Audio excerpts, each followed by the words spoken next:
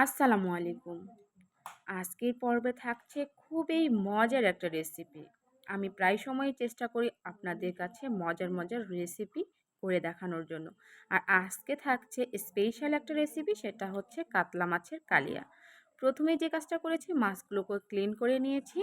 তারপরে এখানে ১ টেবিল চামচের মতো সয়াবিন তেল দিয়ে দিচ্ছি। আর সয়াবিন তেলটা দেওয়ার কারণ অবশ্যই বলবো, একটু অপেক্ষা করেন। তারপরে এখানে দিয়ে দিচ্ছি স্বাদ মতো লবণ। লবণ দিয়েছি, এখন দিয়ে দিচ্ছি পরিমাণ মতো হলুদের গুঁড়া।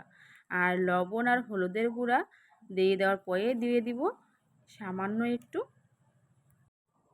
একটু আদা আর একটু রসুন বাটা দিয়ে ভালো করে মেখে নিব। আর তেলটা দেওয়ার একটাই কারণ, আর সবগুলো মশলাই যেন ভালো করে মাছের ভিতরে ঢোকে। তারপরে একটা কড়াইয়ে আমি তেল গরম করতে দিয়েছি আর মাছগুলো ম্যারিনেশন করার জন্য ১৫ মিনিট রেখে দিয়েছি। এটা কিন্তু মাস্ট বি করতেই হবে। আর ১৫ মিনিট পরে আমি তেলটা ভালো করে গরম করে নিয়েছিলাম, আবারও ঠান্ডা করে নিয়েছি, কারণ সরিষার তেলে একটা ঝাঁঝালো ভাব থাকে, সেটা তাহলে ভালো লাগবে না। আর এই তো মাছগুলো আমি ভালো করে এখন ভেজে নেব। একবারে কিন্তু ডিপ ভাজা যাবে না, তাহলে কিন্তু কালিয়ার যে আসল স্বাদ সেটা কিন্তু পাবেন না। আমার একটা মাছ অসচেতনতাবশত পুড়ে গেছে বা একটু ডিপলি ভাজা হয়েছে। মাছগুলো আমি ভেজে তুলে নিয়েছি। তারপরে একটা ছোটো এলাচ, একটা দারুচিনি, ২টা লবঙ্গ, একটা তেজপাতা আর ২টা পেঁয়াজ আমি এখন ভেজে নিচ্ছি। অবশ্যই একটু লালচে কালার করে ভেজে নিতে হবে। আর সরিষার তেলে রান্না করলে কিন্তু অনেক মজা লাগে। আর এখানে ১ চামচের অর্ধেকটা হাফ চামচ দিয়ে দিলাম কাঁচা জিরা, দিয়ে ভালো করে ভেজে নিচ্ছি।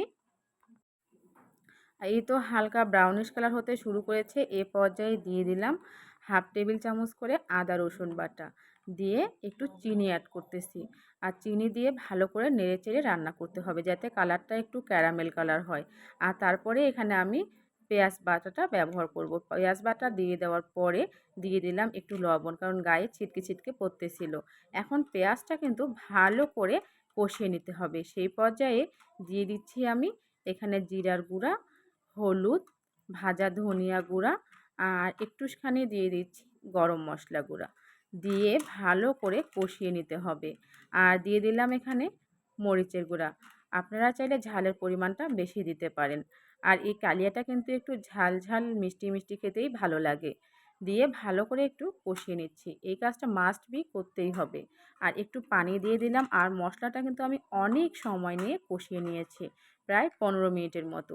তারপরে এখানে ইনস্ট্যান্ট যে টক দইটা বানিয়েছি সেটাও দিয়ে দিলাম।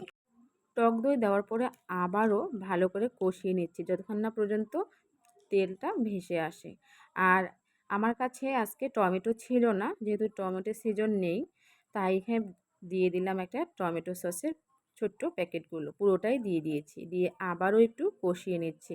আর কালারটা দেখেছেন, মাশাআল্লাহ অনেক সুন্দর এসেছে। তারপরে তো ভেজে রাখা মাছগুলো দিয়ে দিলাম। দিয়ে আবারও একটু নেড়ে চেড়ে বেশ খানিকটা পানি দিয়ে দিলাম, কেননা মাছের ভিতরে যাতে সব মশলাগুলো ঢোকে। এই তো পানিটা শুকিয়ে যাচ্ছে আর ঝোলটা এই তো শুকিয়ে এসেছে। দেখুন গ্রেভিটা মাশাআল্লাহ অনেক ভালো হয়েছে। আর খেতেও কিন্তু অসাধারণ হয়েছে। আমার হাসব্যান্ড আর আমার ছেলে খেয়ে অনেক প্রশংসা করেছে। এরকম রেসিপি লাগলে অবশ্যই ফলো দিয়ে রাখবেন।